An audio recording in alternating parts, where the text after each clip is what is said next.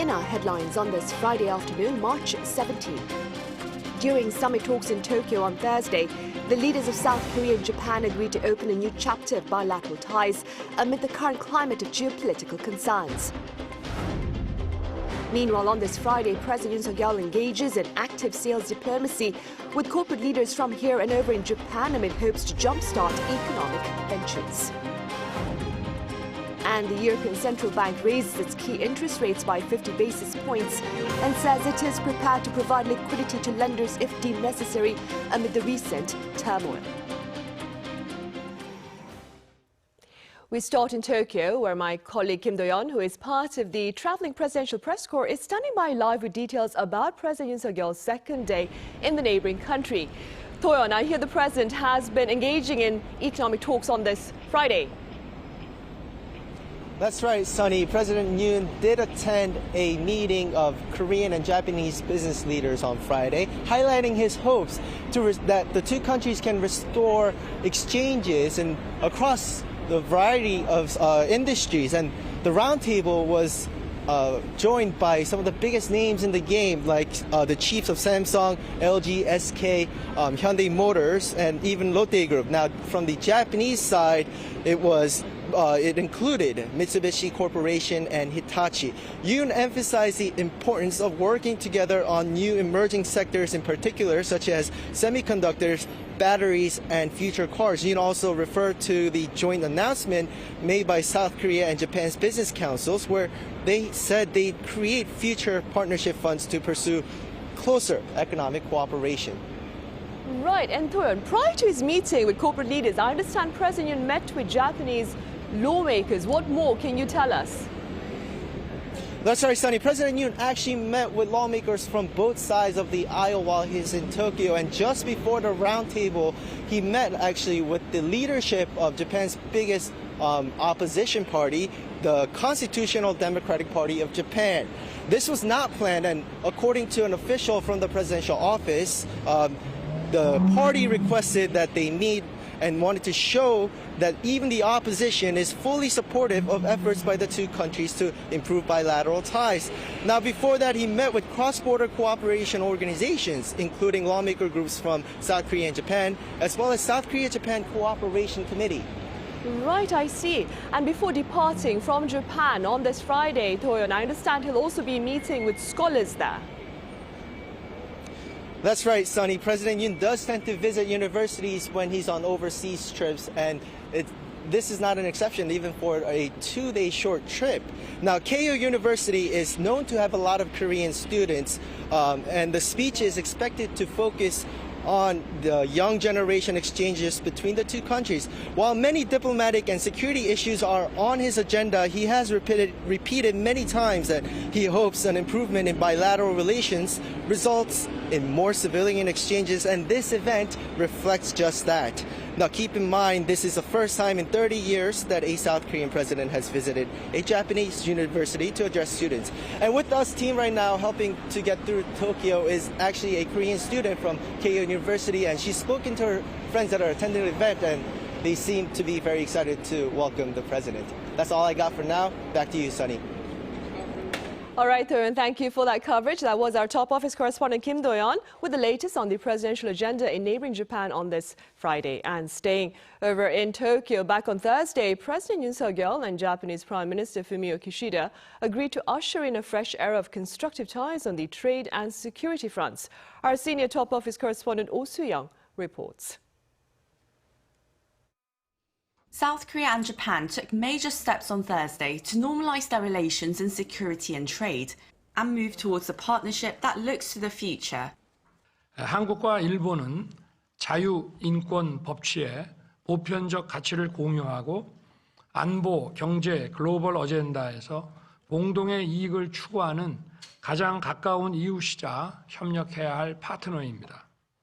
In the joint press conference after their summit, President Yoon-Suk-yeol and Japanese Prime Minister Yoon-Kishida said Japan that day had ended its 2019 export curbs on 3 key materials used in South Korea's major tech products. Yoon said Seoul had also dropped its complaint against Tokyo's export policy to the World Trade Organization.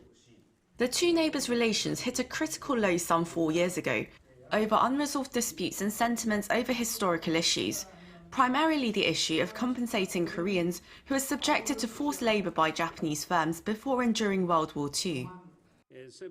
Under the strong leadership of President Yoon, I am aware measures were announced to pay the settlements through a Korean foundation. With the implementation of the measures, I expect bilateral ties will progress more vigorously in a wide range of fields such as politics, the economy and culture. To close the book on their trade war, the two sides will continue to hold talks to reinstate each other as trusted trade partners on their respective whitelists. On that note, they have also agreed to revive defence dialogues and establish economic security talks between Seoul and Tokyo, as well as seek trilateral dialogue with China. Another key move was fully restoring the bilateral military intel sharing pact, considered vital in joint efforts to counter North Korea's nuclear and missile threats. This comes as Seoul and Tokyo move to bolster their cooperation with Washington to deter Pyongyang and address growing regional and economic challenges in the Indo-Pacific region. The Yoon-Kishida summit is seen as a key stepping stone to such efforts, overcoming historical sticking points by building mutual trust, creating the base for greater governmental, business and civilian exchanges. Building on their breakthrough summit on Thursday, both Yoon and Kishida expressed their willingness to engage in active diplomacy, meeting whenever necessary without being constrained by formalities. Oh Soo-young, Arirang News, Tokyo. Now, Thursday's summit between President Yoon and Prime Minister Kishida also made international headlines, with foreign media outlets highlighting the latest diplomatic efforts aimed at mending ties amid the current climate of geopolitical concerns. Our Lee Dae-yeon has more. Following the South Korea-Japan summit, news outlets across the globe assessed South Korea and Japan as having opened up a new chapter in bilateral relations amid regional threats from North Korea and China. After the summit, Reuters reported that the remarks from the leaders of the two countries show how North Korea's missile launches and China's expanding engagement globally have contributed to the two countries mending ties. Germany's DPA also attributed cooperation between the two countries as coming as a result of the challenges posed by North Korea and China. France's international news agency AFP provided a recap of past disputes between South Korea and Japan, while also mentioning how President Yoon Suk-yeol has been working to overcome a century of difficult history and respond to regional crises by cooperating with Japan. It also reported the U.S. appears to have worked intensively to ensure the summit took place, adding that Washington welcomes better South Korea-Japan ties as feuding over historical issues has undermined the U.S. push to reinforce its alliances in Asia. That was also mentioned by some other media outlets in the U.S., which assessed the summit as strengthening trilateral ties between South Korea, the U.S., and Japan. The New York Times highlighted the importance of security ties between Seoul and Tokyo, as it says that China's rising ambitions threaten to alter the balance of power in Asia. According to the Washington Post, all eyes are fixed on whether or not disputes arising from the Japanese colonization of the Korean peninsula during World War II can be resolved. Meanwhile, Japanese media welcomed President Yoon's visit to Japan. NHK provided some biographical information on Yoon while also reporting the popularity of the Japanese animated movie Slam Dunk and the Japanese whiskey highball boom in South Korea. The Yomiuri Shinbun had a similar tone, with the meeting among its top stories, where it called the first summit in Japan between South Korean and Japanese leaders in 12 years an effort to roll out proactive economic cooperation. On the other hand, Chinese outlets were more skeptical about the potential results.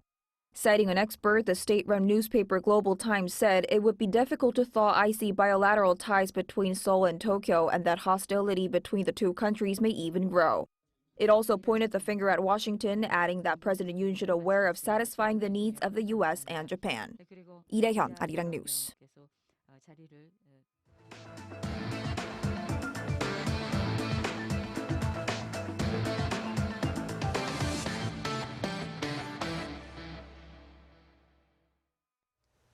North Korea's state media has confirmed the regime's test launch of an intercontinental ballistic missile early Thursday morning. According to its report on this Friday, Kim Jong-un was on site to oversee the firing of a Hwasong-17 ICBM, North Korea's largest nuclear-capable missile to date. He reportedly shared much satisfaction and urged for continued advancements.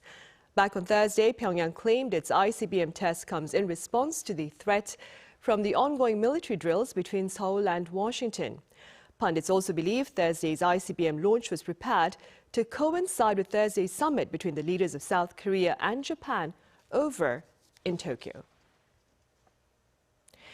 In other news, the country is seeing a second month of dismal economic indicators amid a slowing job market and a host of external risk factors. Our Moon Hye-ryeon reports. February saw stunted growth in the job market as well as a decline in exports. According to the latest economic trends report released by the Ministry of Economy and Finance on Friday, monetary tightening across the globe as well as the war in Ukraine has continued to affect the country's economy. Exports fell by 7.5% compared to the previous February. This was attributed to the continued decline in tech exports, falling by 32% on year. Washington's efforts to curb chip exports to China were reflected in the sharp decline in semiconductor shipments, which fell by more than 40%. The country's job market, which has seen continued on-year growth since last year after the easing of some COVID-19 restrictions and the creation of non-contact jobs, notably slowed its pace in on-year growth last month. There were some 310,000 more people in employment this February than in the previous February, but this on-year increase is smaller than in January, when there were 410,000 more people in work than the year before. Despite the continued increase in on-year employment rates, the wholesale and retail sector has seen on-year declines every month since May last year. Last month, the wholesale and retail industry had 76,000 fewer employees than in February last year. Finance authorities also projected a slowdown in inflation, with prices beginning to stabilize for petroleum products and fresh produce, particularly the prices of beef and pork. Consumer prices showed a 4.8% increase on year, but this is 0.4 percentage points less than the increase reported in January. This is also the lowest increase on year since April 2022. However, retail sales, a barometer of private spending, fell by 2.1% on year in January due to weakened domestic demand across all sectors. With the economic slowdown, the Finance Ministry reported that it will concentrate its efforts in increasing exports, improving energy efficiency, and stabilizing consumer prices. Moon Hye-ryeon, Arirang News. On the global financial front, the European Central Bank has opted for a big step despite uncertainty over Credit Suisse, highlighting the importance of taming inflation, while U.S. regulators reiterate the stability of the American banking system amid the failure of two regional lenders. Our Lee Seung-jae has details. Despite expectations that the European Central Bank would take a smaller step when raising its key interest rates due to the uncertainty surrounding Credit Suisse and the fallout from bank failures in the U.S., it announced Thursday that it would still be making a big step of 50 basis points. The decision comes as ECB President Christine Lagarde stressed the need to continue to fight inflation in the Eurozone. Inflation is projected to remain too high for too long. Therefore, the Governing Council today decided to increase the three key ECB interest rates by 50 basis points, in line with our determination to ensure the timely return of inflation to our 2% medium-term target. The move by the ECB, which has been raising its rates at the fastest pace on record, will now see the 20 countries in the Eurozone raise their main lending rates to 3.5%. Meanwhile, speaking to the Senate Finance Committee on Thursday, U.S. Treasury Secretary Janet Yellen says the nation's banking system remains sound and Americans can feel confident about their deposits. I can reassure the members of the committee that our banking system is sound and that Americans can feel confident that their deposits will be there when they need them. This week's actions demonstrate our resolute commitment to ensure that our financial system remains strong and that depositors' savings remain safe. Her latest remarks come amid the recent collapse of Silicon Valley Bank in California and Signature Bank in New York. Yellen also stressed that taxpayers will not bear the cost of protecting uninsured money at the two failed regional banks. Meanwhile, Credit Suisse shares rebounded sharply on Thursday after announcing that it would borrow up to $54 billion from its central bank. Concerns had escalated after the Swiss lending bank's stock prices began plunging on Wednesday, prompting stock markets to fall in the U.S. and around the world. And now, San Francisco-based First Republic Bank is set to receive a $30 billion loan from a group of America's largest banks. The U.S. Treasury Department raised the support from the larger banks, saying it shows the resilience of the banking system. Trading of First Republic Bank stocks, which was halted several times on Thursday due to volatility, ended the day up more than 10% on the news of the $30 billion worth of assistance. Lee Seung-jae, Arirang News. Right, and in related news, Wall Street rallied on Thursday after 11 major U.S. banks, as Seung-jae mentioned, offered a lifeline to First Republic Bank. The group of banks, including Bank of America and Wells Fargo, announced a combined deposit of $30 billion into First Republic Bank. The move came as investors feared that the San Francisco-based lender would be the next to collapse following the recent failures of Silicon Valley Bank and Signature Bank. First Republic's share price rose 10% on Thursday after retreating as much as 36% earlier in the day. The S&P 500 jumped 1.8% on Thursday to note its best day in nearly 2 months. The Dow Jones Industrial Average climbed 1.2%, while the Nasdaq Composite gained 2.5%. Seoul's trade ministry says green efforts by the European Union to ultimately boost home production will not discriminate against its trade partners.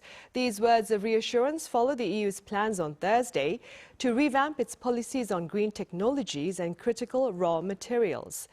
The Critical Raw Materials Act will limit imports of any key material from a single third country to 65%, while the Net Zero Industry Act will aim to generate at least 40% of clean technologies within the EU by the year 2030.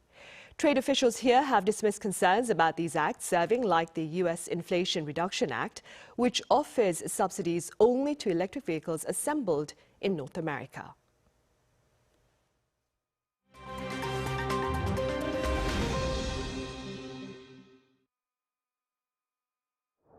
Let's take a look at what's going on in the world now. Poland has become the first NATO member to pledge to send some of its fighter jets to Ukraine. Speaking at a press conference on Thursday, Polish President Andrzej Duda promised to send Soviet-era MiG-29 fighter jets to Ukraine to assist in its defense against Russia. The leader said that Poland will send 4 aircraft in the next few days, with more to follow after they undergo maintenance. However, the total number of aircraft being supplied is not yet known. Poland's move comes after repeated requests for fighter jets from Kyiv and marks a breakaway from the stance taken by other NATO members not to supply warplanes. Several NATO allies have already promised to send tanks to the war-torn country. We turn our attention to France now, as its government has pushed through a controversial pension reform. French President Emmanuel Macron on Thursday ordered his Prime Minister to invoke special constitutional powers to pass the reform without a parliamentary vote. The proposal was cleared earlier in the day in the French Senate and was set to be voted on in the National Assembly, where it was not expected to pass, prompting the intervention from Macron. The pension reform will raise France's retirement age from 62 to 64, starting in 2027. The government says the measure is needed to address a pension funding deficit. Following the move, police clashed with protesters in Paris with tear gas used to disperse crowds in the Place de la Concorde. Meanwhile, the United Kingdom has banned TikTok from government-issued devices over security concerns. Announced by the British government on Thursday local time, the ban took place with immediate effect. The move follows similar bans by the United States, the European Union, and Canada. These bans come as TikTok has faced increasing scrutiny over allegations that it collects users' private data for use by the Chinese government. TikTok has denied sharing information with Chinese officials.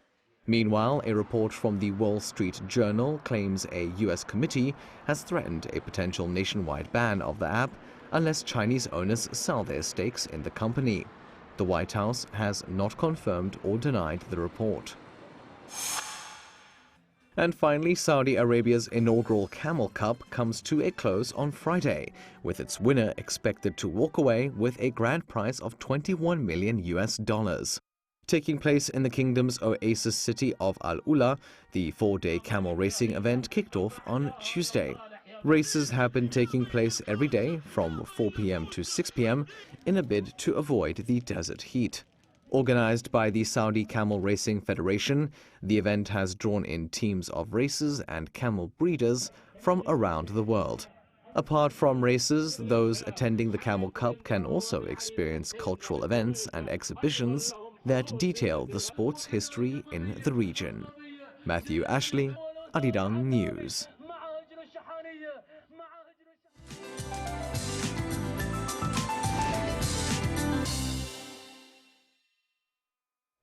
Good afternoon. A dry air advisory has been expanded to more regions now, pretty much everywhere, except on Jeju and the south coast, where rain is expected today. Also, the Korea Forest Service has raised its wildfire warning to the second highest level. Please be careful with anything that could cause a spark, and remember, 1/3 of wildfires are caused by hikers. And here are some ways to boost indoor humidity, as the level is as low as 20% these days. The ideal humidity level is 40 to 60% around this time. Well, there was a chill in the air this morning again, but highs are rising fast, jumping more than 10 degrees from a chilly morning, leading to wide temperature differences today again. Now, southern parts of the country are having lower daytime highs than Thursday, and air quality remains good with cloudier skies in the afternoon. Rain on Jeju and the south coast continues through tomorrow, and the rest of the country remains dry with more up and down temperatures.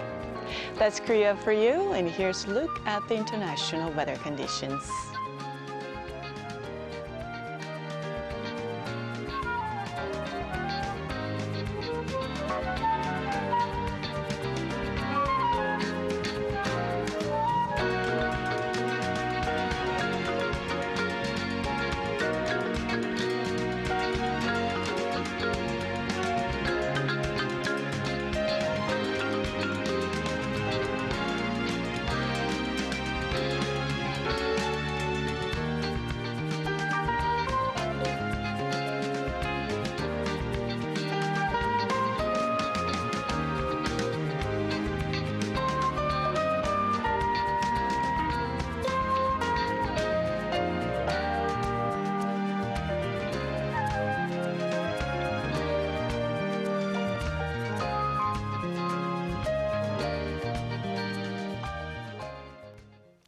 Right, and that ends our afternoon newscast. We return with our panel session after this break. Stay with us.